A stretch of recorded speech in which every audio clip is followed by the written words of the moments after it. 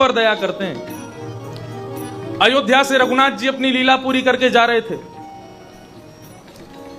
वैकुंठ ने, गोलोक धाम ने सबके लिए विमान भेजा। सब विमान में बैठ करके वैकुंठ को प्रस्थान कर रहे थे। सबके लिए विमान आया। पूरी अयोध्या नगरी विमानों में बैठ गई। हनुमान जी से राम जी ने कहा, देख लो कोई रह तो नहीं गया। अयोध्या नगरी में देखने के लिए गए तो सरजू जी के किनारे एक व्यक्ति बैठा बैठा रो रहा था। हनुमान जी ने जाके पूछा, भैया तुम क्यों नहीं जा रहे हो, तुम्हारे लिए विमान नहीं आया? बोले मेरे लिए विमान नहीं आया। बोले तुम कौन हो? बोले मैं वही हूं जिसने किशोरी जी पर संशय किया, जिसने श्री सीता जी पर संशय किया। मैं वही हूं, वही धोबी हूं मैं, इसीलिए मेरे लिए विमान नहीं आया। मैं जिस विमान में बैठ जाता हूं वो विमान उड़ता ही नहीं है, इसलिए किसी ने मुझे अपने विमान में नहीं बैठाया। हनुमान जी उसको लेकर के आए, रघुनाथ जी से कहा, बोले महाराज ये रह गया, इसके लिए विमान नहीं आया। रघुनाथ जी बोले, अब भैया इसने अपराध तो किया है, लेकिन अब चलो कोई बात नहीं, हम इसको क्षमा कर देते हैं। तुम एक काम करो, हमारे विमान पर बैठ जाओ। ठाकुर जी ने अपने विमान पर उसको बिठा लिया। सुनो, एक काम करो, सिंहासन के नीचे छुप के बैठ जाओ, किसी को दिखना मत। अब महाराज वैकुंठ में सबके विमान प्रवेश कर रहे थे। जितने घर थे अयोध्या में, एक एक घर में विमान आया था। सबके विमान एक एक करके प्रवेश कर रहे हैं, नगाड़े बज रहे हैं, बाजे बज रहे हैं, सबका स्वागत कर रहे हैं, पुष्प वर्षण कर रहे हैं। 33 कोटि देवता खड़े होकर के सबका स्वागत कर रहे हैं। रघुनाथ जी लीला पूरी करके पधारे हैं वापस। जैसे ही ठाकुर जी का विमान प्रवेश करने लगा, वैकुंठ के द्वार बंद हो गए अपने आप। भगवान बोले, ये द्वार बंद क्यों हो गए? तो वैकुंठ ने प्रति उत्तर दिया, बोले महाराज आपके विमान में एक अयोग्य बैठा है, अनधिकारी व्यक्ति बैठा है, उसको उतारिए पहले, तभी वैकुंठ के द्वार खुलेंगे। वैकुंठ के अधिकारियों में, अनधिकारियों में एक दोष यह भी है, आचार्य की अवहेलना। और श्री सीता जी, किशोरी जी हमारी आचार्या हैं, उनकी अवहेलना करने वाले को हम वैकुंठ में प्रवेश नहीं करने देंगे। इसको निकालिए पहले, तभी वैकुंठ का द्वार खुलेगा। भगवान बोले, भैया उतर जाओ। तुम उतर गया। बोले मैं कहां जाऊं? बोले तुम कोई नहीं, तुमको वैकुंठ नहीं भेजेंगे, तुमको स्वर्ग भेज देते हैं हम। इंद्र को बुलाया, इंद्र यहां पे आओ, इसको ले जाओ, स्वर्ग में रखना, बढ़िया इसका ध्यान रखना, ठीक है? इंद्र बोला, अभी इसी वक्त इस्तीफा देने को तैयार हूं, लेकिन इसको नहीं लेके जाऊंगा। आचार्य की अवहेलना की, इसको नहीं लेके जाऊंगा। रोने लगा बेचारा। बोले महाराज आप मुझको अयोध्या ही छोड़े आते, यहां तो मुझे कोई ले ही नहीं जा रहा। बोले कोई बात नहीं, हम शंकर जी को बोलते हैं, वो शिवलोक में भूतों के पास तुमको ले जाएंगे, वो भूत तुमको तंग नहीं करेंगे, शंकर जी के गण बन जाना। ठीक है, शंकर जी को बुलाया। बोले इसको ले जाओ, अपने शिवलोक में रख लो, कैलाश पे इसको सेवा दे देना कोई। शंकर जी बोले, त्रिशूल से इसका वध ना कर दूं मैं? मेरे शिवलोक आने लायक भी नहीं है। अरे भूत प्रेत भी इससे अच्छे हैं, वो रहेंगे हमारे यहाँ। ये भूत प्रेतों से भी गया गुजरा है, इसको नहीं लेके जाऊंगा। ब्रह्मा जी से कहा ब्रह्मलोक में रख लो, ब्रह्मा जी ने भी मना कर दिया, सब ने मना कर दिया। अंत में भैंसा पे बैठे थे यमराज। अब जैसे ही उस व्यक्ति ने यमराज को देखा, वो राम जी को देख के बोला, यही जगह बची है मेरे लिए बस। भगवान बोले कोई बात नहीं, नरक चले जाओ, लेकिन तुमको यातनाएं नहीं भोगनी पड़ेंगी, हम बोल देंगे, वो तुमको कोई कष्ट नहीं देंगे, यातनाएं नहीं देंगे। यमराज जी को बुलाया। बोले महाराज इसको लेकर के नरक चले जाओ, इसको यातनाएं मत देना। यमराज जी बोले, प्रभु मैं यमलोक त्याग दूंगा। हमारे यहां भी पापियों को बुलाया जाता है, महापापियों को बुलाया जाता है, लेकिन आचार्य की अवहेलना करने वाला यह व्यक्ति तो महान महान महान पापियों से भी ज्यादा पापी है, इसके लिए तो हमारे नरक में भी स्थान नहीं है, नहीं लेके जा सकते इसको। रघुनाथ जी ने उस व्यक्ति की ओर देखा, कान पकड़ के क्षमा मांगने लगा। बोले मुझे आज पता चला आचार्य की अवहेलना करना कितना बड़ा अपराध है। बोले प्रभु लेकिन मैं जाऊं कहां? भगवान बोले तुम चिंता मत करो। ठाकुर जी ने ऐसे देखा ऊपर की ओर, एक दूसरा नया वैकुंठ बना दिया और उसमें उसको लेकर के जाने लगे। तब 33 कोटि देवताओं ने आगे क्षमा मांगी। बोले प्रभु आप नाराज मत हो। बोले नहीं नहीं, तुम लोग जाओ, तुम लोग अपने ईगो में रहो, हम नहीं लेके जाएंगे, हम नहीं लेके, मैं इसको लेकर के दूसरे वैकुंठ में रहूंगा। अरे जब मैं आज्ञा दे रहा हूं कि इसको रखो तो क्यों नहीं रखोगे? तब वैकुंठ ने आकर के ठाकुर जी से कहा, बोले प्रभु मैं इसको स्वीकार कर लूंगा, लेकिन एक ही शर्त पे। बोले कब? बोले जब किशोरी जी अपने दोनों वरदहस्त इसके सिर पर रख करके इसको क्षमा करेंगी, तब वैकुंठ के द्वार खुलेंगे। तब किशोरी जी ने आकर के अपने दोनों वरदहस्त उसके शीश पर रखे, तब वैकुंठ के द्वार खुले। कितने कृपालु हैं ठाकुर जी, और उनसे भी ज्यादा कृपा की कौर हैं हमारी श्री किशोरी जी, हमारी श्यामा जी। ठाकुर जी ने पूतना के ऊपर कृपा की। परीक्षित जी ने प्रश्न किया, बोले महाराज पूतना ने ऐसा क्या अच्छा किया था जिसकी वजह से ठाकुर जी ने उसको वो सदगति प्रदान कर दी? कि पूतना लोक बालग्नि राक्षसी रुधिरासन जिघांक्षया पिहरे स्तनम दत्वा सदगतिम। पूतना, इसका नाम अच्छा नहीं था। पूत माने पवित्र, ना माने जो नहीं है, वो पूतना।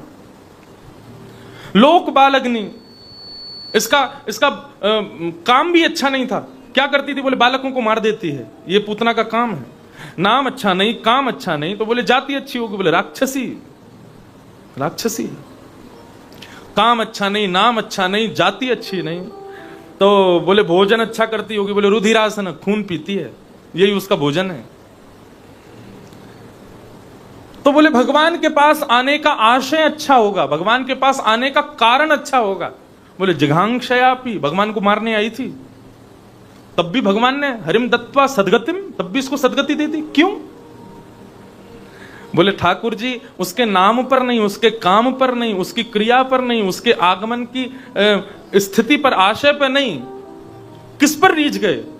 बोले जिस प्रकार से मारने के लिए आई ना, वो कारण ठाकुर जी को अच्छा लग गया, वो क्रिया ठाकुर जी को अच्छी लग गई। बोले क्या? बोले इसने अपने, जैसे माँ एक बालक को अपने हृदय से लगा करके दुग्ध पान कराती है, उस प्रकार पूतना ने अपने दुग्ध का पान कराया, तो इसके मारने का जो तरीका था ना, वो ठाकुर जी को अच्छा लग गया, इसलिए ठाकुर जी ने उसको सदगति दे दी। न जाने कौन से गुण पर दयानिधि रीझ जाते हैं, न जाने आपकी कौन सी क्रिया, आपका कौन सा गुण ठाकुर जी को भा जाए और ठाकुर जी आपसे रीझ जाएं। श्री जगन्नाथपुरी में वहां के पंडा पुजारी जब सेवा करते थे तो वहां ज्यादा पवित्रता शुद्धता का ध्यान रखते नहीं थे। तो दक्षिण से श्री रामानुज स्वामी जी महाराज अपने हजारों शिष्यों को लेकर जगन्नाथपुरी आ गए और उन्होंने वहां से सारे पंडाओं को बाहर कर दिया, सारे पुजारियों को बाहर कर दिया। बोले आज से तुम लोग सेवा नहीं करोगे, बिल्कुल शुद्धता का ध्यान नहीं रखते, आज से हम सेवा करेंगे। और रामानुजाचार्य जी अपने 1000 शिष्यों के साथ ठाकुर जी की सेवा करने लग गए। तो ठाकुर जी एक दिन मुंह फुला के बैठे थे, जगन्नाथ भगवान। रामानुज स्वामी जी ने पूछा, बोले प्रभु आप इतने उदास क्यों बैठे हो? बोले हमको आपकी सेवा में आनंद नहीं आ रहा, हमको वो पंडा पुजारी लोग अपनी उड़िया भाषा में मटक मटक करके हाथ उठा करके जब वो नृत्य करते हैं ना मेरे सामने, मुझको उसमें ज्यादा सुख मिलता है, मुझको वही अच्छा लगता है। तो आप कृपा करके उन्हीं को वापस मेरी सेवा में भेजो, आप चले जाओ यहां से। आपको विधि विधान से सेवा करनी है, आप दक्षिण भारत में करो, लेकिन यहां तो मुझे उन्हीं के अनुसार सेवा ग्रहण करने दो। तो ठाकुर जी ना जाने आपके किस गुण पर रीझ जाएं, आपकी कौन सी क्रिया उनको भा जाए। कर्मा बाई खिचड़ी बनाती थी बिना नहाए धोए, और खिचड़ी बनाते बनाते दातुन करती रहती थी। उसके पिताजी कह के गए कि बिना ठाकुर जी के भोग लगाए पाना मत। तो ठाकुर जी के लिए भोग बनाती बिना नहाए धोए और दातुन करती रहती, और देखती कहीं खिचड़ी लग तो नहीं रही तो दातुन के पिछले हिस्से चला भी देती थी उसको, और तब जाकर के ठाकुर जी के सन्मुख पधराती थी और ठाकुर जी से कहती अब पाओ आपके लिए खिचड़ी बनाई है, नहाई धोई भी नहीं है अभी तक। ठाकुर जी के सामने बैठ गई, बोले पाओ, अब पा क्यों नहीं रहे हो? पिताजी के सामने तो रज रज के पाते होंगे, अब मैं सेवा कर रही हूं तो पा नहीं रहे हो। थोड़ी बहुत देर बैठी रही, ठाकुर जी ने नहीं पाया तो ठाकुर जी से बोली अब की बार मेरे बाबा जब आएंगे तो मैं उनसे कह दूंगी कि ठाकुर जी वापस करके दूसरे ले आओ। क्यों? बोले तुम खिचड़ी खाओगे नहीं, गोल मटोल गाल तुम्हारे पिचक जाएंगे तो बुरे लगोगे तो मैं पिताजी से कह के दूसरे ठाकुर जी मंगवाऊंगी, तुमसे नहीं करवाऊंगी सेवा। उसके सहज भाव पर, उसके सरल भाव पर ठाकुर जी इतने रीझ गए, श्री जगन्नाथ भगवान दौड़ करके आते कर्मा की खिचड़ी पावे के लिए। तो न जाने कौन सा गुण आपका ठाकुर जी को प्रिय लग जाए, भा जाए। पूतना के उस गुण पर ठाकुर जी रीझ गए।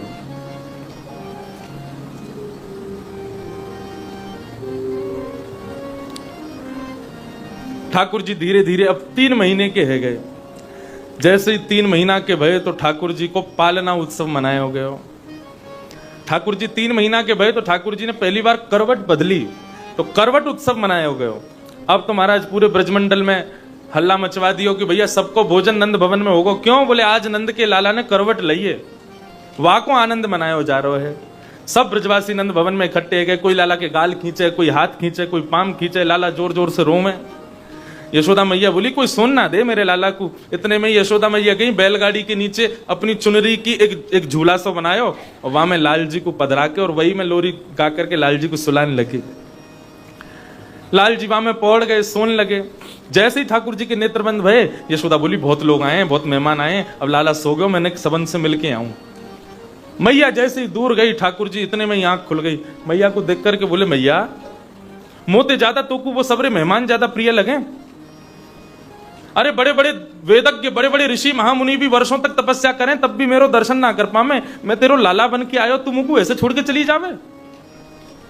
तभी ठाकुर जी ने देखा बैलगाड़ी के ऊपर सक्टासुर बैठा था।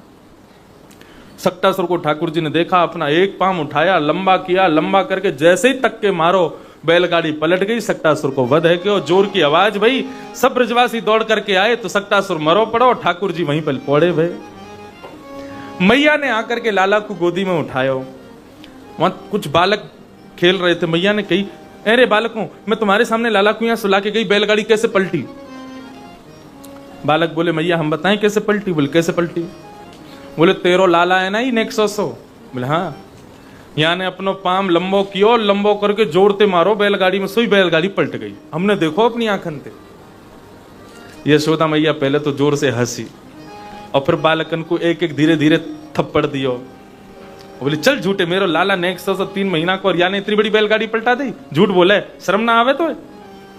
सुखदेव जी महाराज परीक्षित से कह रहे हैं, बोले अप्रेमयम वलम तस्य बालकस्य न ते विदु। परीक्षित, बालक सब सच बोल रहे हैं, लेकिन मां की ममता इस बात को स्वीकार नहीं कर रही है कि मेरे लाला ने इतनी बड़ी बैलगाड़ी घेरी। ऐसी मां की वत्सलता, ऐसी मां की ठाकुर जी के प्रति ये करुणा। ठाकुर जी धीरे धीरे और बड़े भये, अब 1 वर्ष के है गए। अब ठाकुर जी घुटमुन घुटमुन चलन लगे। एक दिन ठाकुर जी घुटमुन घुटमुन चल रहे तो यशोदा मैया दो छोटी छोटी पायल निकाल करके लाई और ठाकुर जी के चरणन में बांध दी। अब जैसे ही ठाकुर जी घुटमुन घुटमुन चलन लगे तो छुम छुम छुम आवाज पीछे से आवे खुद के चरणन में से, और ठाकुर जी पीछे मुड़ के देखें ये छुम छुम आवाज कहां से आ रही है। फिर लाल जी अपने पैरन को देखें और पैरन में से वह पायल की आवाज सुन करके ठाकुर जी पौड़ जामे, पौड़ के अपने पामन को खूब जोर जोर से हिला में। और वह दृश्य को देख करके सब लोग बड़े आनंद में भर गए। सब गोपियां लाल जी की या मनोरम छवि को देख करके गा रही हैं,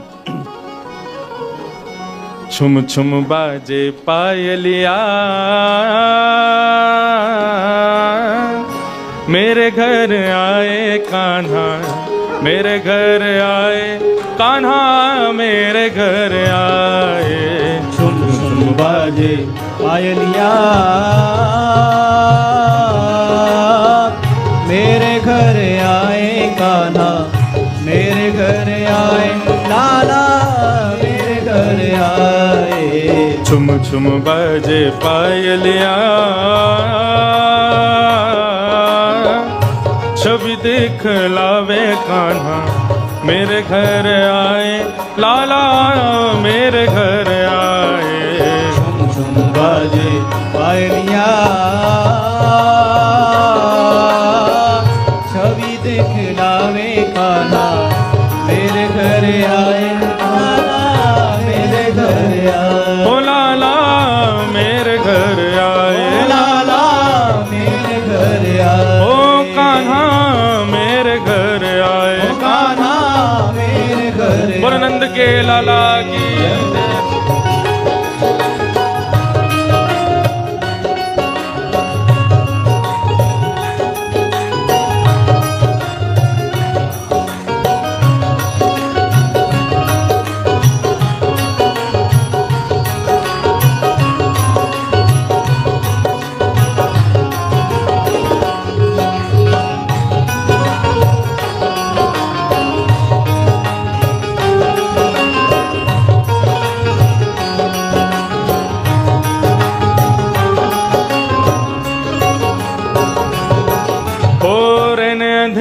चंद्र स्वरूपी आ गए, आ गए। नैन अंधेरी चंद्र स्वरूपी आ गए, आ गए। ओ मात यशोदा और सखियन को भागे, भागे। मात यशोदा और सखियन मन भागे, भागे।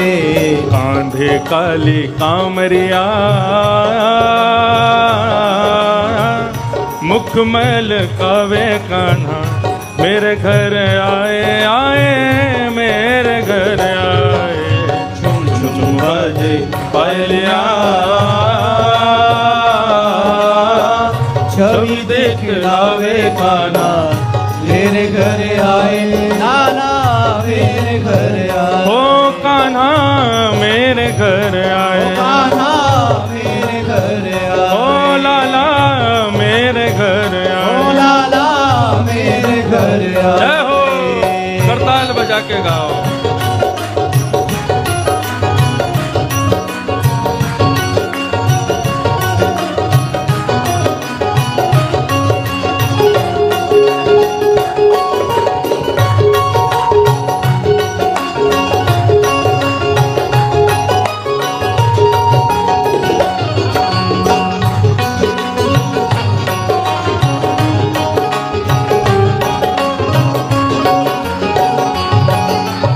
सुनकर वंशी सखियां सुध बुध खो गई, खो गई। सुनकर वंशी सखियां सुध बुध खो गई, खो गई। ओ मैं तो दर्शन करके पावन हो गई, हो गई। मैं तो दर्शन करके पावन हो गई, हो गई। ऐसे प्यारे सांवरिया भाग्य जगाते आए, मेरे घर आए, कान्हा मेरे घर आए। झुम झुम बाजे पायलिया,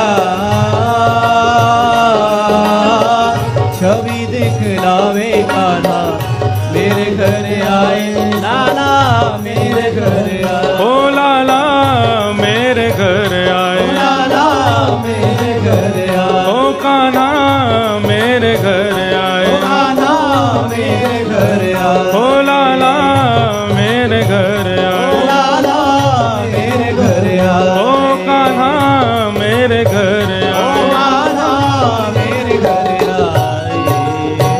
ऐसी ठाकुर जी की मधुर लीला चल रही है। पूरे विश्व को चलावे वारो आज स्वयं चलनो सीख रहे हो है। पूरे विश्व को जो बुलवावे वो आज बोलनो सीख रहे हो है। श्रुतिम अपरे स्मृतिम अपरे भजन्तु भव भीता, नीतिम अपरे अहम तु वृंदम नंदम वृंदे यस्यालिंदे ब्रह्म वसिता। नारद जी महाराज बोले मैंने ब्रह्म को खोजा, श्रुतियों में खोजा मुझे नहीं मिला, स्मृतियों में खोजा मुझको वो नहीं मिला। मैंने बड़े बड़े भजनानंदियों से पूछा, वे भी मुझको उसका सटीक उत्तर नहीं दे सके, ब्रह्म कहां है। तभी कहा भयो, बोले अहम तु नंदम वृंदे। बोले जैसे ही मैं वृंदावन गयो तो वृंदावन में मैंने जब नंद बाबा के घर के आगे से निकलो तो मैंने कहा देखो, बोलो अहम तु नंदम वृंदे यस्यालिंदे ब्रह्म वसिताह। मैंने नंद बाबा की दहली पे लदो भयो कन्हैया देखो, ब्रह्म देखो। लदो भयो दहली आजकल तो छोटी बनामी ना है घरन में, पहले खूब ऊंची ऊंची दहली बनाते। ऊंची दहली क्यों बनती थी, कहीं कोई छोटे मोटे जीव भीतर नहीं चले जाएं। तो नारद जी बोले मैंने ब्रह्म को कहां देखा। बोले जब मैं नंद भवन के आगे से निकल रहे हो तो मैंने कहा देखो कि जैसे कई बार बालक क्या होता है, जब धीरे धीरे थोड़ा हरकत करना शुरू कर देते हैं, 1 वर्ष के हो जाते हैं, बालक को यदि बिस्तर पर चढ़ा दो तो बालक धीरे धीरे नीचे उतरने का प्रयास करता है। कैसे उतरता है, पहले अपना एक पांव नीचे लटकाएगा, फिर दूसरे पांव को नीचे लटकाएगा, चद्दर कस के पकड़ लेगा और फिर धीरे धीरे खिसकेगा नीचे। जब नीचे अंगूठा घुमाता रहेगा जब तक धरती नहीं आ जाएगी तब तक खिसकाएगा। अब कई बार क्या होता है, बालक जब दूसरों के घर में जाते हैं, ऊंचा बिस्तर होता है, तो वहां जब उतरने का प्रयास करते हैं और जब लंबाई ज्यादा हो जाती है, अब आधे जब लद जाते हैं उस पर, फिर वहां से चिल्लाते हैं मम्मी बचाओ पापा बचाओ, फिर जोर जोर से रोते हैं, फिर कोई माता पिता जाके उनको वहां से उतार के नीचे धरते हैं, तब शांत होते हैं। नारद जी कह रहे मैंने ब्रह्म को कहां देखा। बोले नंद भवन की दहली पार कर रहे थे, लेकिन पार हुई नहीं, इतनी ऊंची थी कि वहीं लद गए ठाकुर जी। अम्मा ना यहाँ के ना वहां के, बीच में लदे भाई मैंने ब्रह्म को देखा और रो रहे हैं जोर जोर से, मैया मैया मुक्कू बच्चा, मैं गिर जाऊंगा नीचे। मैंने वहां पर ब्रह्म को देखा। ऐसे ठाकुर जी की मधुर लीला चल रही है। अब ठाकुर जी 1 साल के हो गए, लेकिन अभी तक नामकरण ना है भयो। क्यों ना भयो नामकरण? क्योंकि वसुदेव जी के कुल पुरोहित हैं श्री गर्गाचार्य जी, और नंद बाबा के कुल पुरोहित हैं सांडिल्य मुनि। सांडिल्य मुनि ये बात जानते हैं कि ये जो नंद भवन में जो ये 2 बालक हैं ना, ये नंद यशोदा के ना है, ये देवकी वसुदेव के हैं, और इनको नामकरण मैं ना करूंगा। भाई जिनके बालक हैं उनके कुल पुरोहित नामकरण करेंगे। इसलिए वो जब भी नंद बाबा उनसे कहते हैं नामकरण करने आओ, तो वो टाल देते हैं बात को। आज वसुदेव जी ने मन में विचार किया, हमारे बालक 1 वर्ष के गए, अभी तक नामकरण ना है भयो। तो उन्होंने गर्गाचार्य जी से कहा कि आप वृंदावन जाओ, आप वृंदावन जाओगे तो आपको देख करके ही नंद बाबा के मन में अपने आप आ जाएगा कि मेरे बालकन को नामकरण आप ही कर दो, सांडिल्य मुनि तो आ नहीं रहे। तो गर्गाचार्य जी वृंदावन गए। वृंदावन पहुंचे तो नंद बाबा ने जाकर प्रार्थना करी, बोले प्रभु हमारे घर में 2 बालक हैं, यदि आप नामकरण कर दोगे तो बड़ा सौभाग्य होगा बालकन को। गर्गाचार्य जी बोले देखो भैया, तुम्हारे घर में जब जब उत्सव होता है तब तब कोई ना कोई विघ्न आता है, राक्षस आ जाते हैं, पूतना आई सट्टासुर आयो। अब नामकरण होगा तो फिर तो कछु हो जाएगा। दूसरी बात, हम तुम्हारे कुल पुरोहित नहीं, हमें वसुदेव जी के, वसुदेव जी के 8वें बालक को कंस ढूंढ रहा है। कहीं हमने तुम्हारे बालकों का नामकरण किया और कंस ने विघ्न कोई डाल दिया तो फिर लेने के देने पड़ जाएंगे। नंद बाबा बोले हम या बार पड़ोसीन को भी निमंत्रण नहीं देंगे, गुपचुप नामकरण करवा लेंगे, लेकिन हमारे बालकन को नामकरण आप ही करो। ठीक है, तो फिर कल को दिन बढ़िया, कल नामकरण करेंगे, आज हम रात में यहीं रह जाते हैं और कल गौशाला में बैठ के गैयाओं के बीच में नामकरण करेंगे। गर्गाचार्य जी स्वयं बना करके भोजन पाते हैं, किसी के हाथ का बना नहीं पाते। यशोदा मैया से कही मेरी सब व्यवस्था कर दो, हम अपने शालिग्राम ठाकुर जी को भोग बनाएंगे। अब तो महाराज गोबर को चौका कियो, नयो चूल्हो बनायो, गर्गाचार्य जी को सब सूखी सामग्री दे दी, लो महाराज स्वयं बनाओ, पाओ, अपने ठाकुर जी को पवाओ। गर्गाचार्य जी ने खीर बनाई और खीर बना करके महाराज मां में बढ़िया केसर डालो, किशमिश डाली, काजू डाले, सबरे व्यंजन डाल के बढ़िया खीर बनाई। कल मुझसे कोई कह रहे हो, बोले महाराज हमारे जोधपुर, एकमात्र जोधपुर ऐसा है जहां पर समोसे में भी काजू मिलेंगे आपको। बोले यहां पे कोई सब्जी बन जाए बिना ड्राई फ्रूट्स तो बनती नहीं है। बोले सब्जियों के जो दाम बाकी के शहरों में होंगे 100-150, यहाँ पे वो सीधे पहुंचते हैं 300। बोले इतने ड्राई फ्रूट डालते हैं उसमें, ऐसी बना दें महाराज। बोले यहाँ साधारण भोजन तो है ही नहीं, दूर दूर तक कोई साधारण पाता ही नहीं, और पाचन शक्ति बहुत बढ़िया जोधपुर के लोगों की, पचा भी जाते हैं इतना गरिष्ठ। पानी बढ़िया है, तभी हम ठीक हैं अभी तक। नहीं तो जिस हिसाब से यहाँ भोजन पवाते हैं ना, तो लगता तो ऐसा है कि महाराज अगर 1-2 महीना और रह लें यहाँ पे तो हमारे घर वाले पहचानेंगे नहीं हम लौट के गए तो।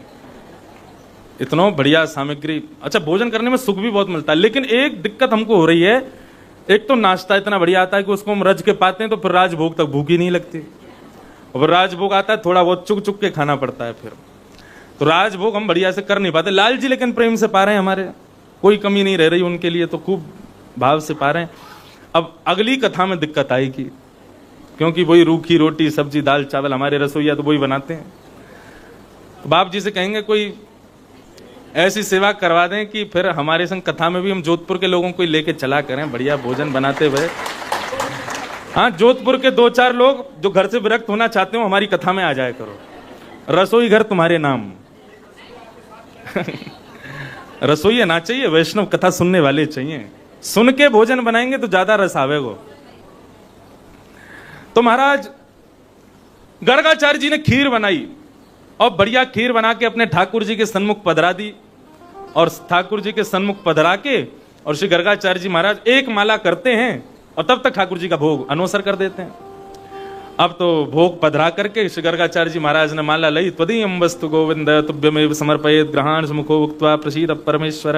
हे ठाकुर जी ये बढ़िया से खीर आपके लिए बनाई है, प्रेम से पाओ। अंदर नंद भवन के आंगन में नंद रानी के दोनों लाला कृष्ण बलराम आपस में खेल रहे। खेलते खेलते ठाकुर जी रुक गए। बलराम जी बोले, लाला कहाँ गए हो? अभी बोलना जानते नहीं है, इशारे में बात करते हैं। कहाँ गए हो? लाला बोले, एक भगत आयो बाहर, और वहां ने बढ़िया वाली खीर बनाई है, केसर पिस्ता बादाम सब डालो वहां में। अच्छा, इच्छा है रही है, एक भोग लगाया हूं, भोग के काजे बुला रहा है। लाला जा भोग लगा के आ, और बढ़िया लगे तो हमको भी बताइए, हम आ जाएंगे तेरे संग। ठाकुर जी गुटमुन गुटमुन गुटमुन चल करके बाहर आए, और बाहर आकर के देखो महाराज शालिग्राम भगवान के सामने चांदी की कटोरी में खीर धरी है, और श्री गर्गाचार्य जी माला जप रहे हैं। ठाकुर जी ने खीर कटोरी उठाई और अपने हाथ में लेके वाकू चाटन लगे। 2 दतुइयां हैं ठाकुर जी की, दांत भी अभी निकरे ना है। प्रेम से वाकू पान लगे। इतने में ही गर्गाचार्य जी की महाराज माला पूरी है गई। जय हो मेरे साथ। देखी तो महाराज वहां पे तो भोग ही ना है। इतने में ही देखो तो बगल में नेक 100 लाला, और हाथ में खीर लिए, पूरे मुंह सन रहे खीर में, और वाकू हाथ से चाट रहे हैं। पहले तो हंसे, बोले, अरे यशोदा देख, तेरे लाला ने कहा कियो, मेरे ठाकुर जी की खीर उठा के खा गए हो, सब रो झूठो कूटो कर दियो, फिर ते गोबर को चौका लगाना पड़ेगा, फिर से सामग्री लानी पड़ेगी, लाल जी को भोग ना लगो, फिर से लगाना पड़ेगा। यशोदा मैया आई, महाराज जी आप गुस्सा मत करियो, हमारो लाला छोटो है, वो तो भलाई मानियो, ठाकुर जी ना खाए तुम्हारे, नहीं तो शालिग्राम को गुलाब जामुन समझ के खा जाए। ये तो नंद बाबा के ठाकुर जी को खा गए हो एक दिन, शहद में स्नान करा रहे, सो द्वार पर खड़ो खड़ो अपने जीवन को चाट रहो। बोले, जय जय मीठो है गए होगो।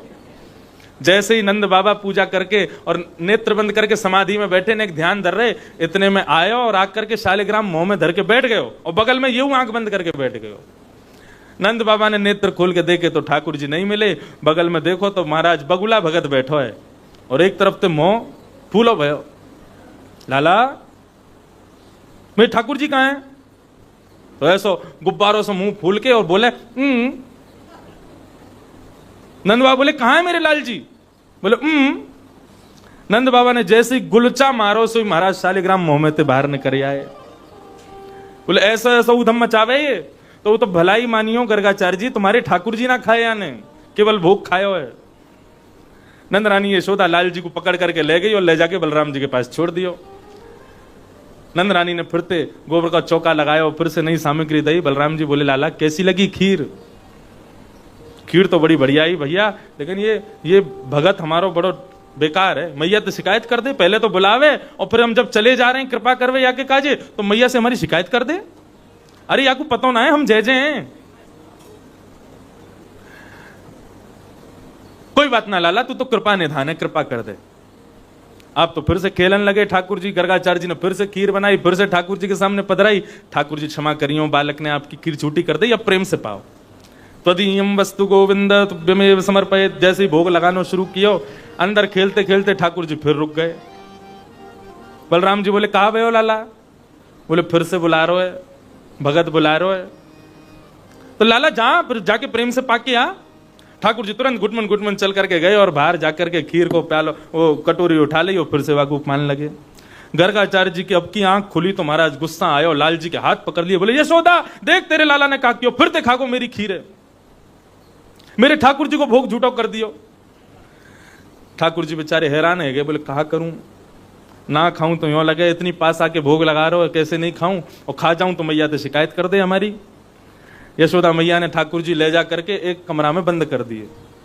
ठाकुर जी वह कमरा के जंगला पे खड़े है गए और गुस्सा में भर के देख रहे हैं। बोले, अब के बुला, तू को बताएंगे हम। और 1 साल को बालक गुस्सा करे कितनो सुंदर लगे। 1 साल के बालक को गुस्सा आवे तो कितनो प्यारो लगे। ठाकुर जी जंगला में तो निहार रहे हैं। गर्गाचार्य जी को बोले, अब के बना तू खीर, अब के दिखाऊंगा तो है कौन हूं मैं। गर्गाचार्य जी ने फिर से खीर बनाई। टेढ़ी नजर से देख रहे हैं लाल जी को। बोले, शैतान बालक बार बार खीर झूठी कर जाता है। बोले, अभी तो शैतानी देखी ना बाबा तेने हमारी, अब के बुला तू। अब के भोग तैयार कियो। ठाकुर जी क्षमा करियो, बालक ने भोग झूठो कर दियो, प्रेम से पाओ। त्वदीयम वस्तु गोविंद। ठाकुर जी इतने में जंगला से नीचे उतरे, किवाड़ खोली और घुटमुन घुटमुन चल करके बाहर गए। खीर को दोना उठायो, जैसे ही पान लगे चप चप खावे की आवाज आई। गर्गाचार्य जी बोले, आ गए फिरते। जैसे ही नेत्र खोले तो नन्हे से बाल कृष्ण प्रभु के शंख चक्र गदा पद्म धारण करके चतुर्भुज रूप धारण कर लिए। जा हाथ से स्वयं खीर कारे, वही हाथ से अपनी झूठी खीर, अपने अधरामृत मिश्रित खीर गर्गाचार्य जी को अपने हाथ से पवा रहे हैं। ऐसी मधुर छवि को दर्शन करके गर्गाचार्य जी के नेत्र सजल है गए। ठाकुर जी के चरणन में बारंबार प्रणाम कियो। ठाकुर जी ने कही, गर्गाचार्य जी तुमको पता चल गई है कि हम कौन है। हमने ये स्वरूप या हमारे दिखाया हो, क्योंकि कल जब तुम हमारा पत्रा देखोगे तो तुमको पता ही चल जाना हम कौन है। तो मैया के सामने कहीं भेद खोलो, वहां से पहले हम अभी बता रहे हैं, मैया को मत बताइए हम कौन है। क्यों ठाकुर जी? मैया को बता देंगे कि आप भगवान हो तो और सेवा करेगी। बोले सेवा नहीं करेगी, मुंह को कहीं मंदिर में दियावेगी पुजारी को, क्योंकि भगवान है या की पूजा करो। जो प्रेम ते मैया मुंह को हृदय से लगावे, रात में अपने बगल में सुलावे, मेरे पामन को दबावे, मुंह को नवावे दुबावे, मेरी चोटी बनावे, मेरो श्रृंगार करे, मुंह को यहां में ज्यादा सुख मिले। मुंह को भगवान बन के ना रहनो यहां पे। निज प्रभुता विसार प्रेम ने दिया कि सदा उल्टी बहे धार। निज प्रभुता विसार। ठाकुर जी अपनी प्रभुता छोड़ के बैठे हैं ब्रजमंडल में। अब तो महाराज प्रातः काल का समय हुआ। रोहिणी यशोदा दोनों आपस में चर्चा करने लगी। बोले हमारे कुल पुरोहित तो सांडिल्य मुनि और ये गर्गाचार्य नामकरण करवे आ गए, पतो ना कैसो नाम धर के जाएंगे बालकन को। यशोदा मैया बोली इनकी परीक्षा ले लें। बोले कैसे? बोले एक काम करो, बलराम को मुंह दे दो, कन्हैया को तुम ले लो, अदला बदली करके बैठेंगी।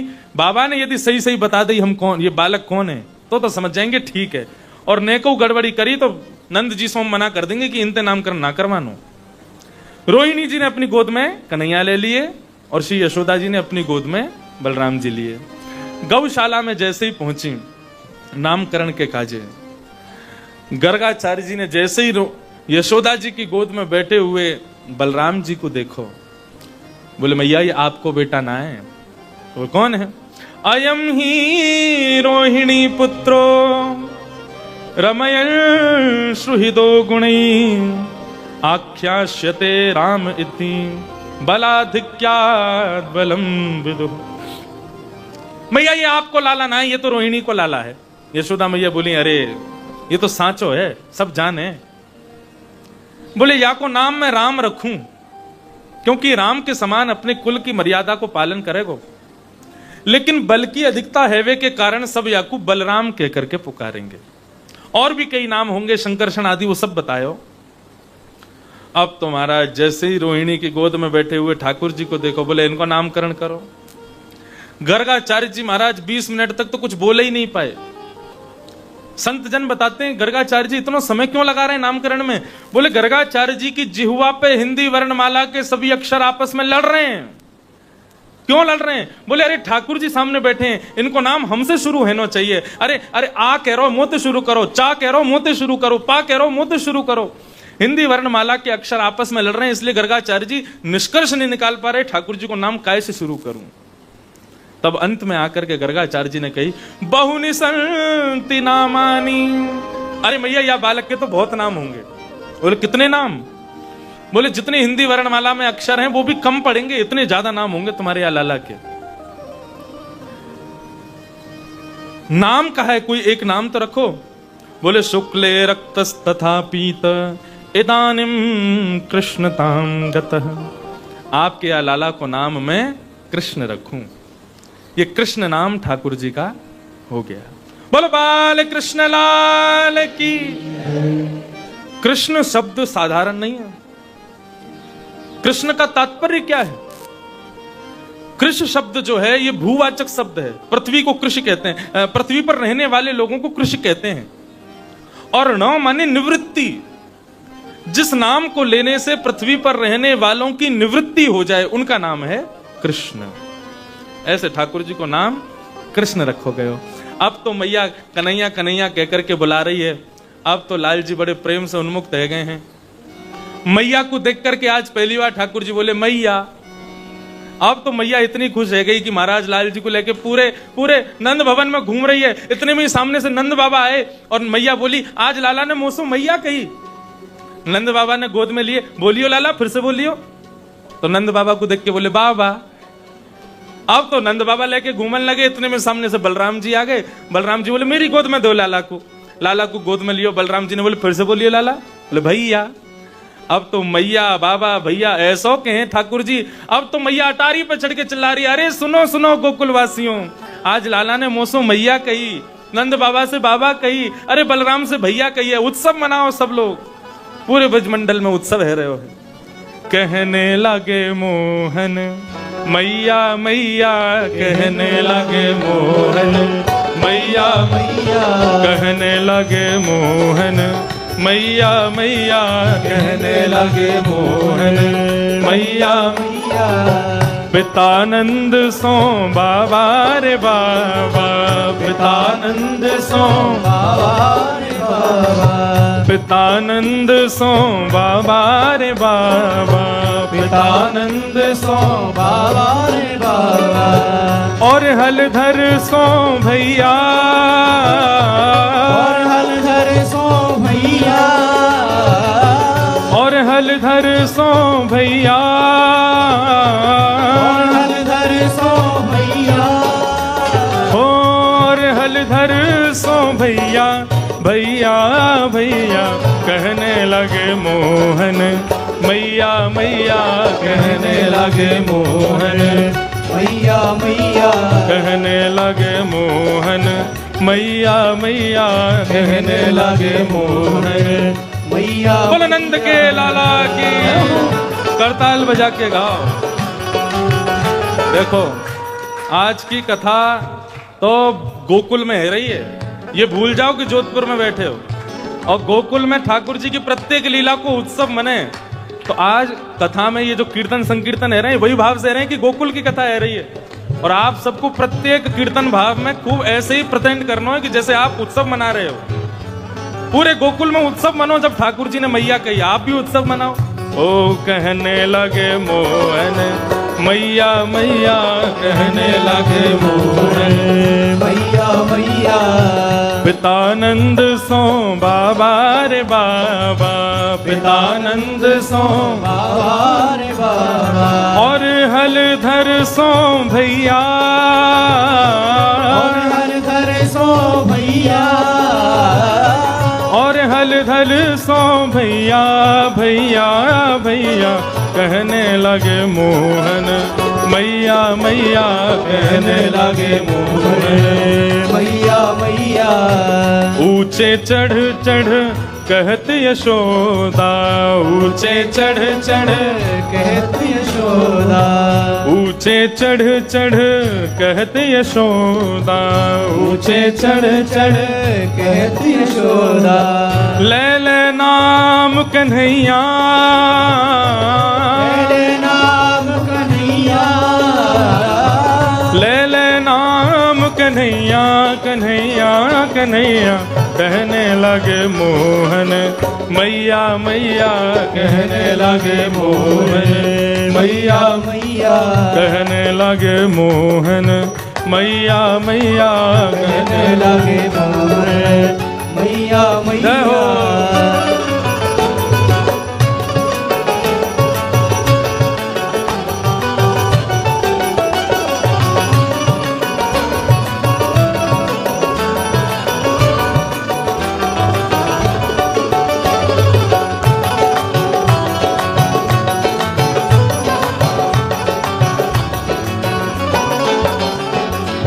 अब ठाकुर जी धीरे धीरे चलन लगे हैं ना, तो नंद भवन से बाहर निकल जा में एक दूसरी गोपीन के यहाँ चले जा में खेलवे। तो यशोदा मैया लाला को अपनी गोदी में बिठावे और बैठा के कहा समझा रही है। श्री सूरदास जी कह रहे हैं, दूर खिलन जन जाओ लाल रे, दूर खिलन जन जाओ लाल रे, दूर खिलन मत जाओ लाल रे, दूर खिलन मत जाओ लाल रे। क्यों? मारेगी काहू की गैया, मारेगी काहू की गैया, मारेगी काहू की गैया, गैया गैया, कहने लगे मोहन मैया मैया, कहने लगे मोहन मैया मैया, कहने लगे मोहन मैया मैया, कहने लगे मोहन मैया मैया। गोपी ग्वाल करत कुलोहल, गोपी ग्वाल करत कुतूहल, गोपी ग्वाल करत कुतूहल, गोपी ग्वाल करत कुतूहल। घर घर बजत बधैया, घर घर बजत बधैया, घर घर बजत बधैया, बधैया बधैया कहने लगे मोहन मैया मैया, कहने लगे मोहन मैया मैया, कहने लगे मोहन मैया मैया, कहने लगे मोहन मैया मैया। सूरदास प्रभु तुमरे दरस को, सूरदास प्रभु तुमरे दरस को, सूरदास प्रभु तुमरे दरस को, सूरदास प्रभु तुमरे दरस को, चरणन की बल जैया, चरणन की बल जैया, चरणन की बल जैया, जैया जैया कहने लगे मोहन मैया मैया, कहने लगे मोहन मैया मैया, कहने लगे मोहन मैया मैया, कहने लगे मोहन मैया मैया, कहने लगे मोहन मैया मैया, कहने लगे मोहन मैया मैया। ठाकुर जी धीरे धीरे अब तुतला के बोलन लगे। अब तो महाराज धीरे धीरे धीरे धीरे ठाकुर जी खूब बात बनाने लगे। 3 साल के है गए। कितने वर्ष के? 3 वर्ष के। अब तो जैसे ही 3 वर्ष के भय तो महाराज ऐसा ऐसा ऊधम मचा में पूरे वृंदावन में, पूरे गोकुल की नाक में दम कर रखो है। श्री सुखदेव जी महाराज ने एक ही लाइन में श्लोक की में ठाकुर जी के सबरे ऊधम बता दिए। जो माता पिता अपने बालकों को डांटते हैं, फटकारते, मारते हैं कि ऊधम मचाने पे, एक बार ठाकुर जी के ऊधम सुन लो। कैसा ऊधम मचा में? श्रृंग्यग्निड्यम शिशि जलद्विज कंटकेभ्य, केवल इतनी सी लाइन में ही सुखदेव जी ने बता दिया कि ठाकुर जी कैसे कैसे ऊधम मचाते हैं।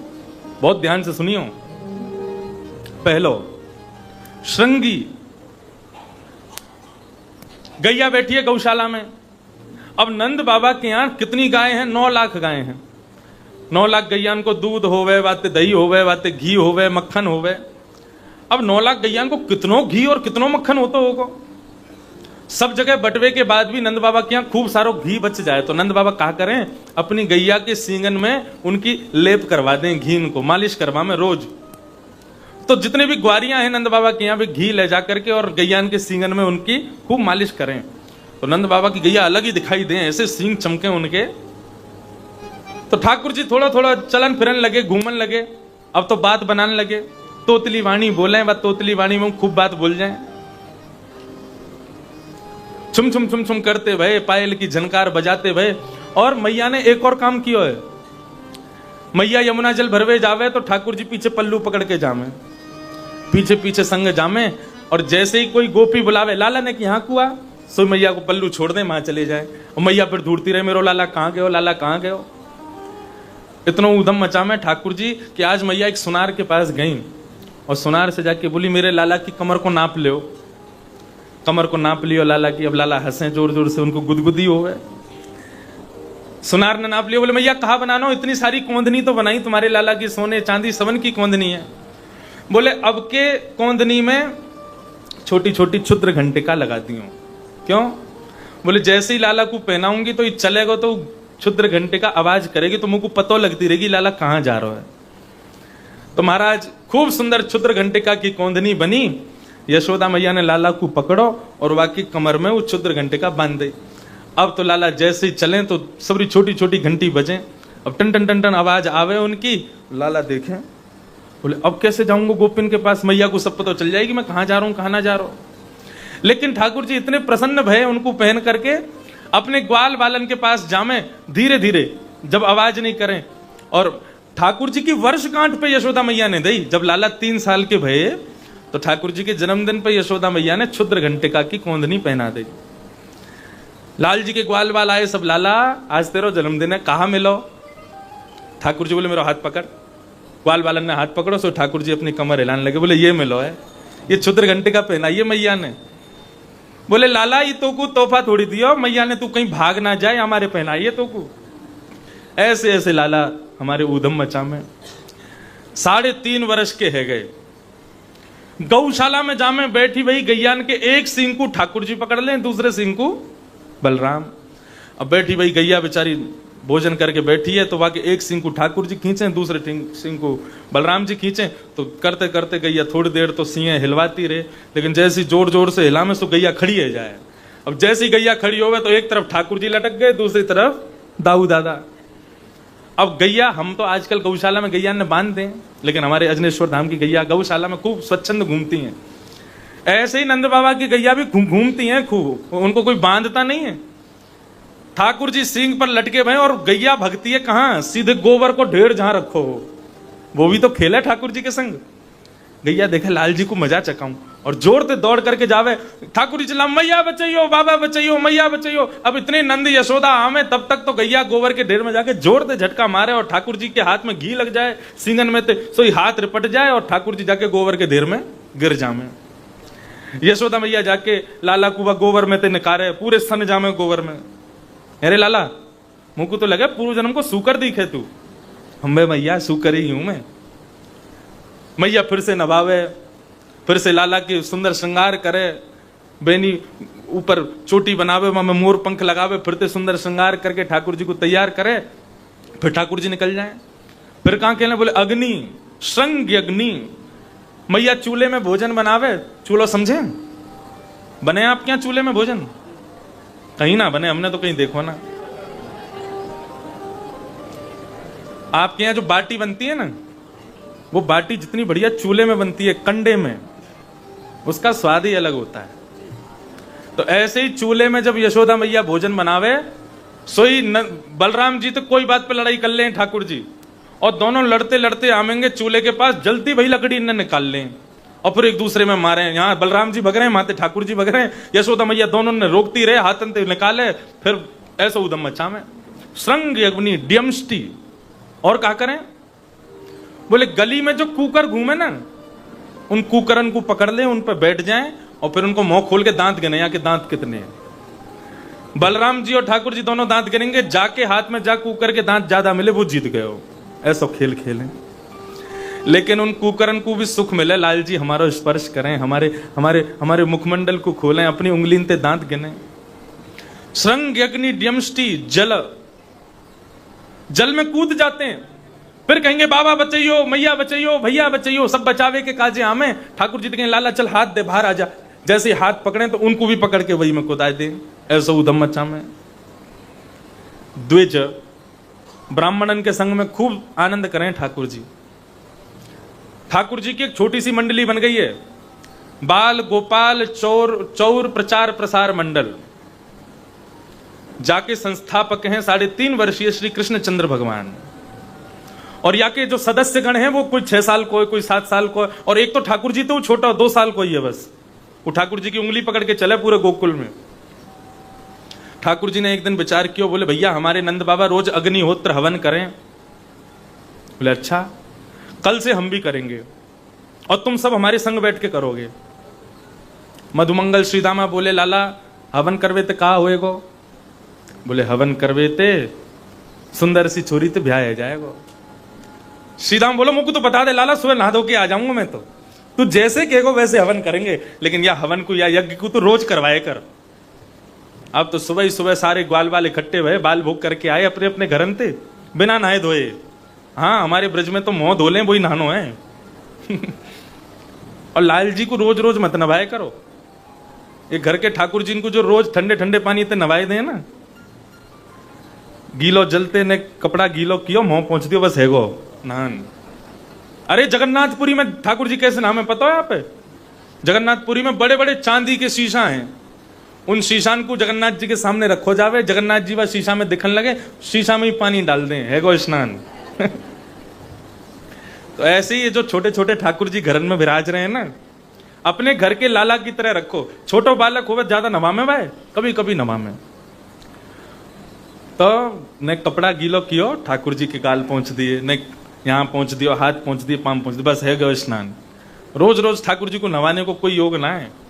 हमारे श्री जी बाबा साल में 2-4 बार ही नाम है, बाकी दिन तो गीले कपड़ा थी ठाकुर जी को सेवा है जाए। तो ये सब सेवा के भाव है। अब सुबह सुबह मोह पहुंच के और सबरे ग्वाल बाल और नंद भवन के पीछे बगीचा में इकट्ठे भय। नंद भवन के पीछे बगीचा में बड़े बड़े वृक्षन के सूखे सूखे पत्ता, उन सबन को ढेर इकट्ठो कियो। ठाकुर जी ने वहां में अग्नि लगा दी, सबरे ग्वाल बाल बैठ गए, सूखे पत्तान के चूरा एक दूसरे में बांट लिए। ठाकुर जी आचार्य बन के बैठे, बोले जब मैं कहूं सो आहुति डालियो और न कहूं चूक गए ना तो काड़ी बहू आवेगी। लाला तू तोते पहले डाल दे, बोले पहले डाल दियो तो लूली बहू आवेगी, संग में ही डालना है। ऐसी लीला ठाकुर जी करे। अब तो महाराज ठाकुर जी बैठ गए, अब मंत्र मंत्र तो कुछ बोले ना, ओम नुम नुम स्वाहा। देख देख मधुमंगल तू लेट डाल रहा है, प्रमोते मत कहियो मेरी बहू ऐसी क्यों आई है।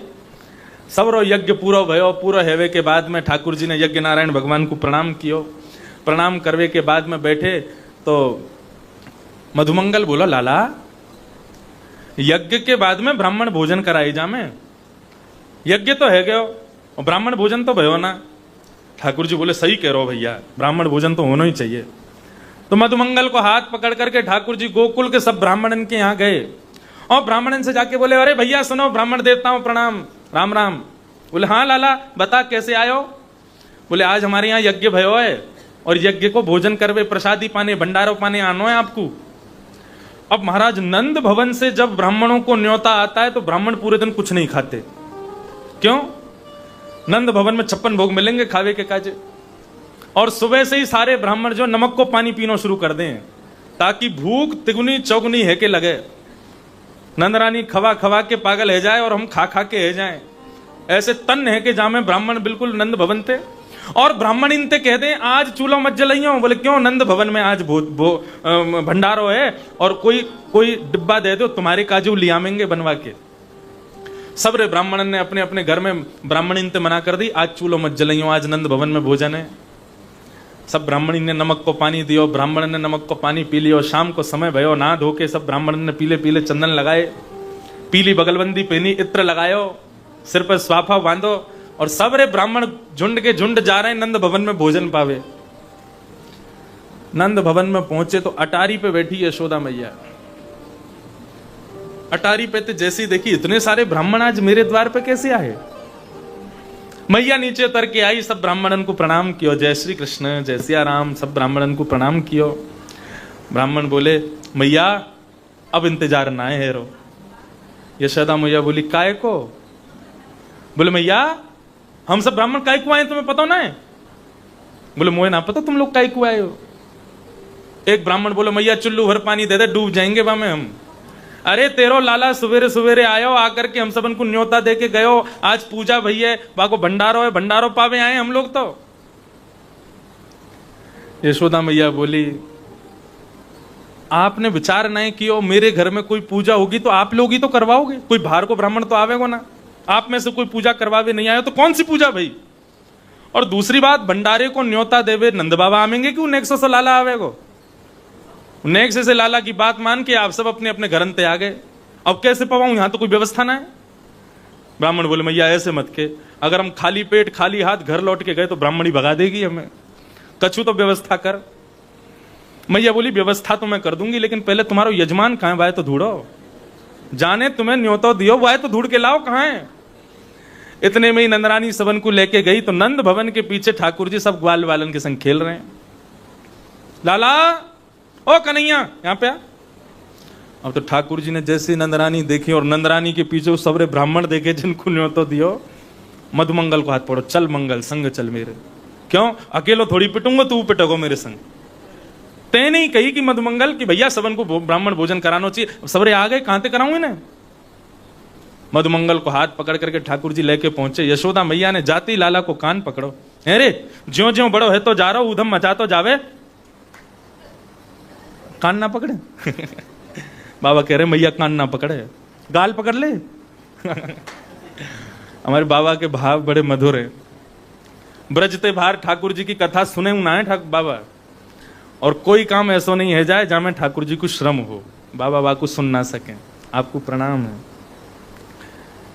मैया ने लाला को हाथ ही पकड़ लियो बस, हाँ यही ठीक है। अरे लाला ज्यो ज्यो बड़ो है तो जावे, त्यों त्यों तेरो उधम बढ़तो ही जा रहा है।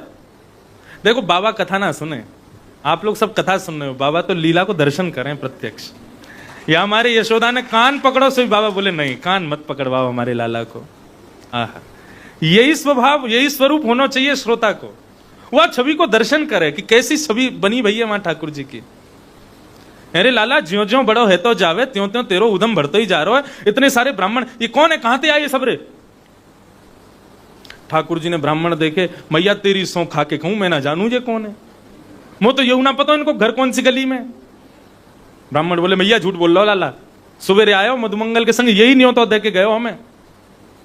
लाला अब सांची सांची बता, इनको कौन सा पूजा करी तेने, कहां को भोजन के काजे बुलाए, इनकी व्यवस्था कहां है अब? ठाकुर जी बोले मैया तू भी बड़ी भोरी है और तेरे संग संग सबरे ब्राह्मण भोरे हैं।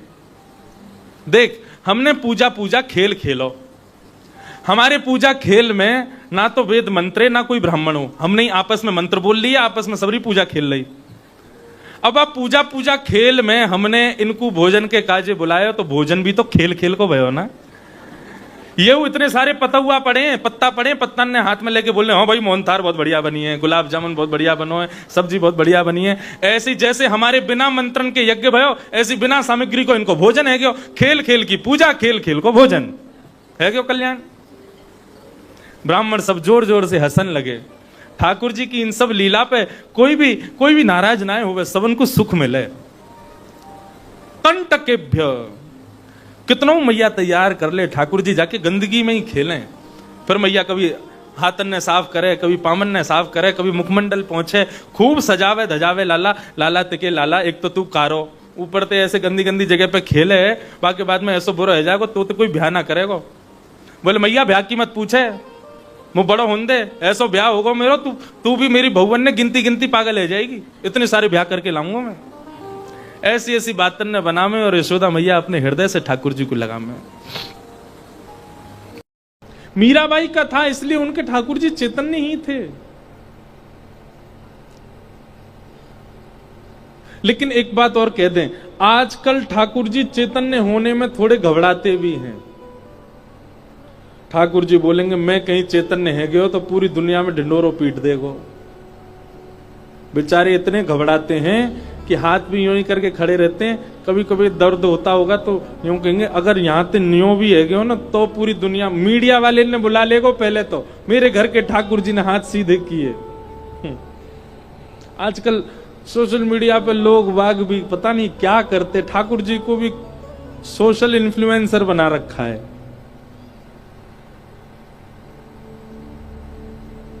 हमारे ठाकुर जी ने फ्रिज से खीर निकाल के खा ली।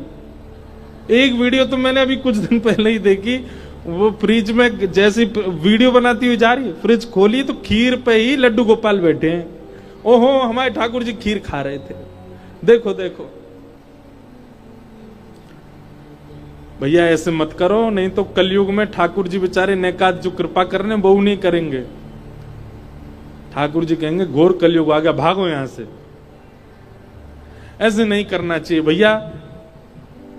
अगर कभी चैतन्यता का अनुभव हो भी जाए, कभी आपको ऐसी अनुभूति हो जाए, देखो हमको तो अनुभव होते हैं और हमको मंच से बताने इसलिए पड़ते हैं क्योंकि कई लोग बताई हुई बातों का फिर पालन करते हैं, अपने जीवन में घटाते हैं, इसलिए हमको तो मंच से कई भाव कहने पड़ते हैं।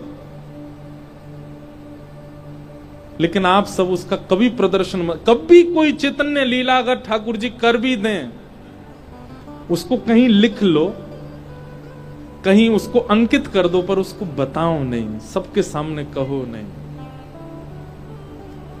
स्वप्न तक नहीं बताना चाहिए ठाकुर जी को, ठाकुर जी का इतना गोपनीय रखना चाहिए भाव।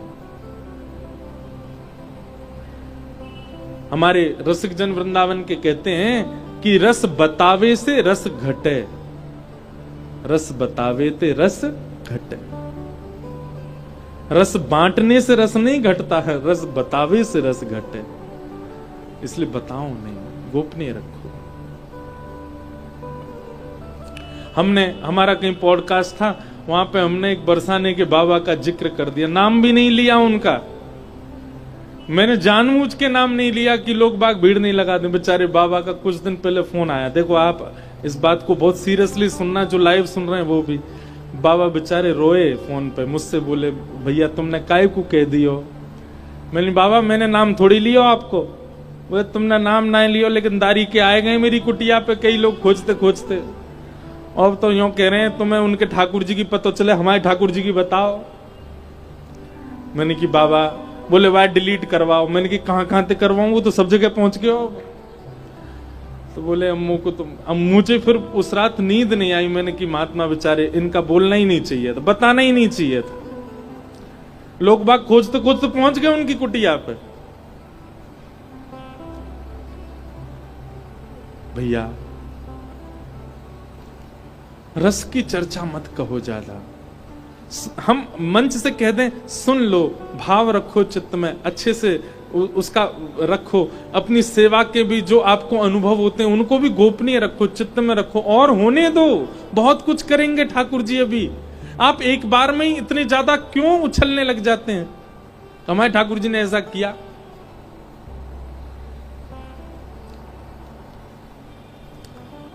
रस बतावे से रस घटे। ठाकुर जी चैतन्य है। और तीसरा, ठाकुर जी आनंद हैं। यदि उस चैतन्यता का आपने बखान नहीं किया तो वही ठाकुर जी आनंद प्रदान करेंगे, वही ठाकुर जी आनंद में भर देंगे, बहुत सुख देंगे।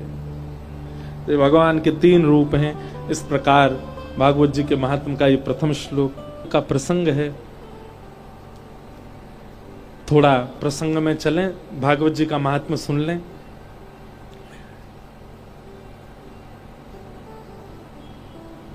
नारद जी महाराज ने पृथ्वी भ्रमण करने की इच्छा प्रकट की, और जैसे ही नारद जी पृथ्वी पर भ्रमण करते करते सब जगह गए, पर सब जगह उनके हृदय को शांति नहीं मिली। तभी वे वृंदावन आए। तो वृंदावन में उन्होंने क्या देखा कि वृंदावन में एक परम सुंदरी युवती यमुना जी के तट पर बैठी है और रुदन कर रही है। उसकी गोद में 2 बालक लेटे हैं। वो दोनों बालक वृद्ध हो गए हैं तो बालक, पर उनके बाल पक चुके हैं, दाढ़ी मूछ निकल आई है। एक विचित्र सा दृश्य था। बालक थे लेकिन वृद्धावस्था के बालक। नारद जी महाराज देख करके चौंक गए। बोले ये कुछ विचित्र सा दृश्य है, यमुना जी के तट पर परम सुंदरी और उसकी गोद में वृद्ध बालक। तो उन्होंने उस कन्या से पूछा कि देवी आप कौन हो और ये तुम्हारी गोद में 2 कौन है?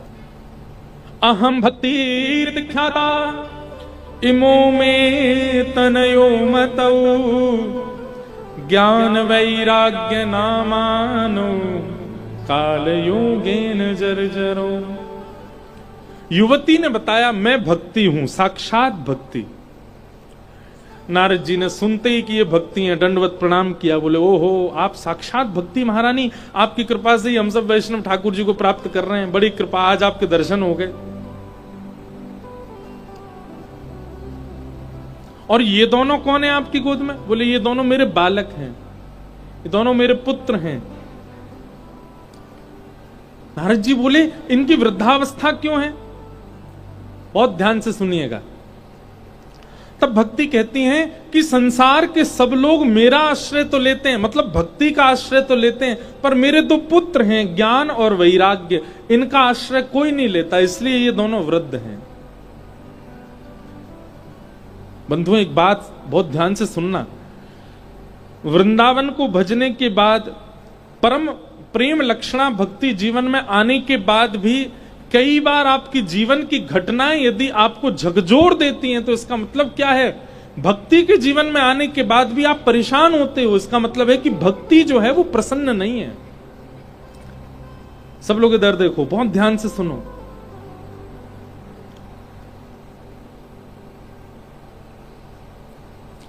भक्ति यदि जीवन में आएगी तो फिर संसार के उतार चढ़ाव में भी आप सम ही रहोगे, वहां आप विचलित नहीं हो सकते। हम कोई अपनी प्रशंसा के रूप में नहीं कह रहे, पर एक बात बोल रहे हैं, हम भी गृहस्थी हैं, हमारा भी परिवार है, वो बात अलग है, ब्याह नहीं हुआ पर परिवार तो है। हमारे परिवार में भी बहुत कुछ चल रहा होता है और उसके बीच ये लगातार कथाएं। कल बिसौली बदायूं के पास पूरी करके आए, आज यहां प्रारंभ कर रहे हैं। 28 को यहां विश्राम करेंगे, 29 से वृंदावन में करेंगे, 5 को वृंदावन में पूरी करेंगे, 6 से ऋषिकेश में करेंगे। क्या हमारे जीवन में कुछ नहीं होता होगा? हमारे घर परिवार में कुछ घटनाएं नहीं होती होंगी? कुछ ऐसी बात नहीं होती होगी जिससे चिंता होती हो? बहुत कुछ होता है, बहुत कुछ निजी जीवन में भी होता है। कई बार बहुत बुखार भी होता है, तब भी कथा करने आते हैं। आप लोगों के पास तो बहाना हो सकता है कथा ना सुनने का, पेट में दर्द है, सिर में दर्द है, बुखार है। हम क्या बहाना बनाएं? महाराज जी, चाहे आपके सिर में दर्द हो, चाहे आपके पैर में दर्द हो, पेट, कथा तो करनी ही पड़ेगी। चाहे 2 घंटा विलंब से करो, कथा तो हमें ही आके करनी पड़ेगी। लेकिन इन सब परिस्थितियों में अपने 9 वर्ष के कथा जीवन का बहुत बड़ा अनुभव नहीं है, पर 9 वर्ष का एक अनुभव बता रहे हैं। बहुत भयावह परिस्थितियां भी परिवार में होती हैं, लेकिन फिर भी भागवत जी की कृपा से, भगवत भागवती कथा कहने के प्रभाव से हृदय सम रहता है, हृदय में ज्यादा विचलनता नहीं आती। और यही भक्ति आपके चित्त में है, इस बात का प्रमाण है। मैं टूट गया, मैं हार गया, परिस्थिति ऐसी आई कि मैं बिखर गया, ये बात संसार के लोग करते हैं, वैष्णव नहीं करता।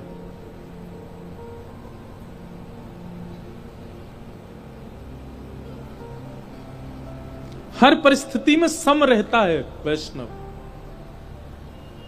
हमारे व्यास मंच पर जिन्होंने सुशोभित करके किसी काल के लोगों को भक्ति मार्ग पर आगे बढ़ाया, परम पूजनीय प्रातस्मरणीय श्री डोंगरे जी महाराज।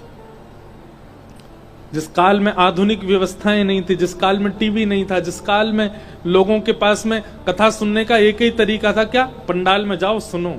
उस काल में लाखों वैष्णवों को भगवत प्रेम सिखाया श्री डोंगरे जी महाराज ने।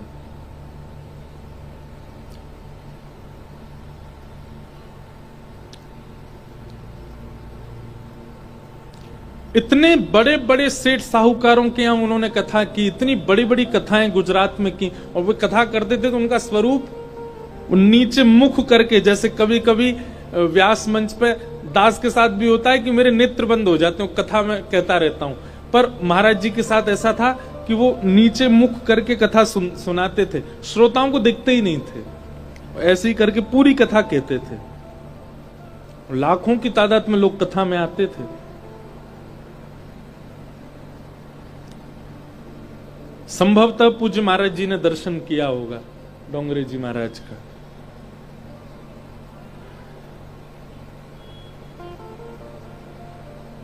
उनका नियम था, ये हमारी शिक्षा के लिए भी है ये बात, आप लोगों के लिए भी, उनका नियम था कथा में जो भी प्राप्त होता था, जो भी दक्षिणा मिलती थी, जो भी लोग चढ़ा देते थे, जो भी उनको कुछ देते थे, वो सब इकट्ठा करते और 7वें दिन वहां पर उतनी धनराशि से एक अन्न क्षेत्र चालू कर देते उसी नगर में, कि यहां आने वाले सब वैष्णवों को प्रसादी की व्यवस्था इसी धनराशि से हो। आज भी कितने नगरों में महाराज जी के अन्न क्षेत्र चल रहे हैं। उनकी धर्म पत्नी जब उन्होंने अपने प्राण त्यागे तो ऐसा सुना गया है कि महाराज जी के पास अंतिम संस्कार करने के लिए भी धनराशि नहीं थी। बड़े बड़े धनाढ्य वहां पर सामने खड़े थे और वे सब एक इशारे पर कर सकते थे सब व्यवस्थाएं, पर महाराज जी का ऐसा नियम था नहीं।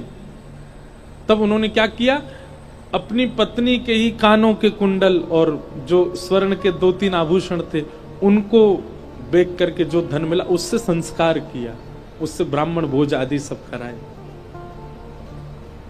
मन स्थिर, ये एक वैष्णव का दर्शन है। वैष्णव, आप तिलक लगा करके घूम रहे हो, आप कंठी पहन के घूम रहे हो, हाथ में माला जीली लेके घूम रहे हो, ये आपका बाह्य दर्शन हो सकता है, पर वास्तव में वैष्णवता तब पता चलती है जब आपकी विषम परिस्थिति आई और उस समय में आपकी बुद्धि, विवेक, वाणी किस प्रकार का निर्णय लेती है, किस प्रकार का व्यवहार करती है, उससे पता चलता है कि आप वैष्णव हो कि नहीं हो।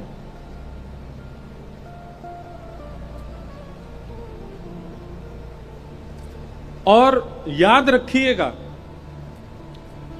जिनके चित्त में केवल भक्ति है वो अपनी जीवन की परिस्थितियों में डगमगा सकते हैं, पर भक्ति ज्ञान वैराग्य सहित है वे ही अपनी जीवन की किसी भी परिस्थिति में सम रह सकते हैं। आप भक्ति तो जीवन में ला रहे हैं, पर उसके पुत्र ज्ञान और वैराग्य को बिल्कुल भी स्थान नहीं देते हैं। वो मां कैसे प्रसन्न रहेगी जिसके बालक ही वहां ना हो? हम ये नहीं कहते कि ज्ञान प्रधान हो जाओ, ये नहीं कहते कि वैराग्य प्रधान हो जाओ, रहो भक्ति प्रधान ही, पर ज्ञान वैराग्य चित्त में होने अति अनिवार्य हैं।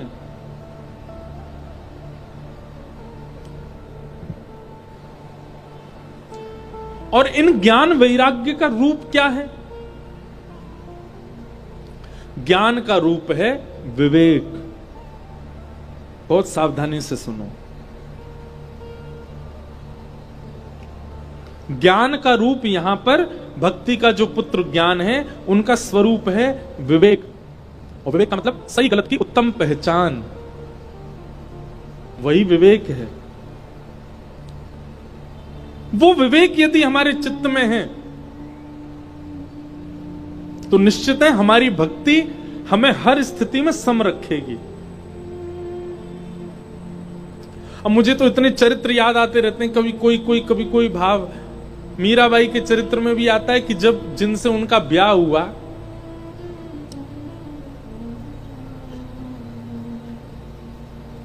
अद्भुत प्रसंग है।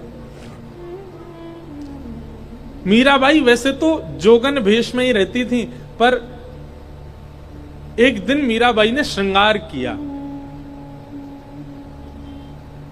और क्योंकि वो श्रृंगार किसी लोक रंजन के लिए तो करती नहीं थी, किसी समाज के व्यक्ति के लिए तो करती नहीं थी, ठाकुर जी के भाव से रहती थी।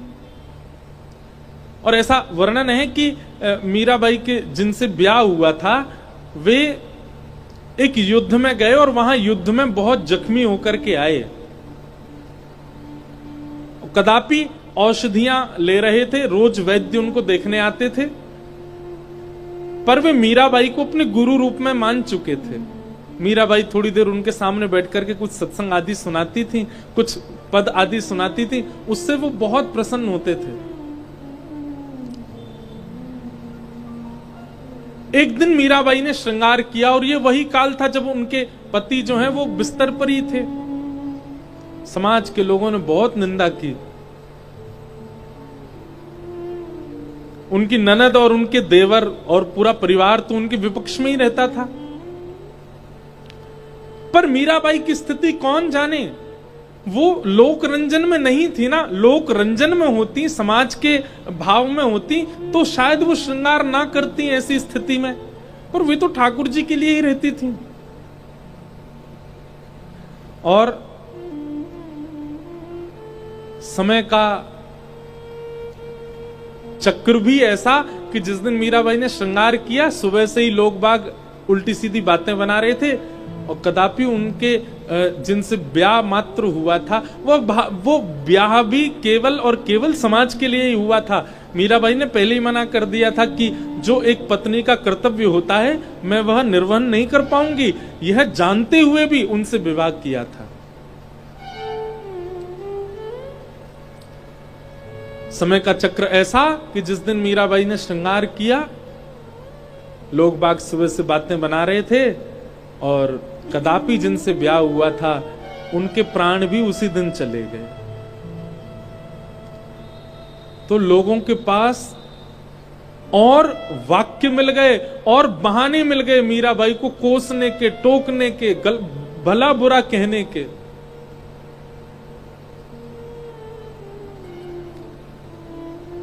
लेकिन मीराबाई पर प्रभाव नहीं पड़ा। मीराबाई ने तो इसी भाव से देखा कि एक भगवत जन, एक मेरा एक परम सखा भगवत धाम चला गया, ठाकुर जी ने स्वीकार कर लिया।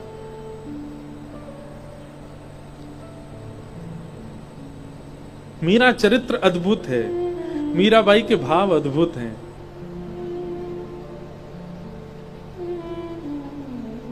ये कैसे संभव हुआ? अब पढ़े लिखे लोगों के लिए ये एक बहुत गलत बात भी हो सकती है, परंतु वैष्णव दृष्टि से देखो तो वैष्णव का ही स्वरूप होता है कि जीवन की स्थितियां उसके हृदय पर ज्यादा प्रभाव नहीं डालती। उसके ऊपर प्रभाव ही केवल भजन भक्ति का होता है। फिर समाज संसार में क्या चल रहा है इससे उसको विशेष प्रभाव नहीं होता। और ऐसी स्थिति कब संभव है? जब भक्ति के साथ विवेक ज्ञान हो और वैराग्य हो।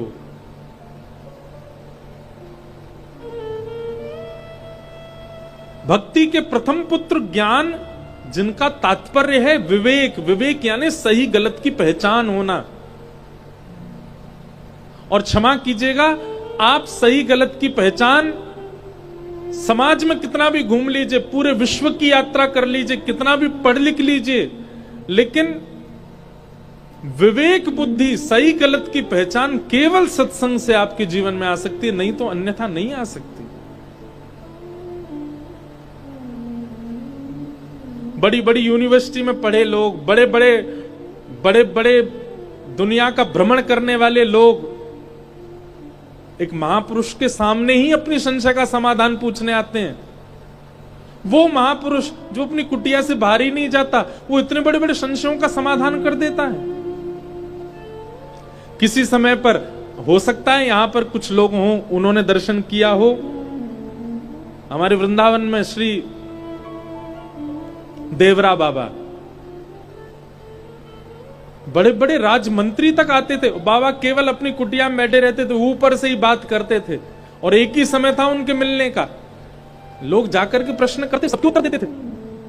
आज वर्तमान में परम पूजनीय श्री प्रेमानंद जी महाराज, कितने लोग जाते हैं उनका दर्शन करने, कितने बड़े बड़े विद्वान भी जाकर के अपनी जिज्ञासाएं पूछते हैं।